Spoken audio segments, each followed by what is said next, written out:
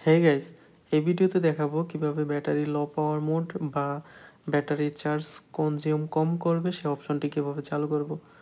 তো প্রথমে সেটিংয়ে চলে আসবেন, সেটিংয়ে আসার পর নিচের দিকে স্ক্রল করবেন, স্ক্রল করার পর ব্যাটারি অপশন পেয়ে যাবেন, সে ব্যাটারিতে ক্লিক করবেন, দেন দেখেন ব্যাটারি পার্সেন্টেজের নিচে লো পাওয়ার মোড এই অপশনটা যখন আমি চালু করে দিব তখন হচ্ছে আমার ব্যাটারি কনজিউম কম হবে, অর্থাৎ বেশিক্ষণ চার্জটা থেকে যাবে। আর যদি এটা অফ করা থাকে তাহলে হচ্ছে চার্জ তাড়াতাড়ি চলে যাবে।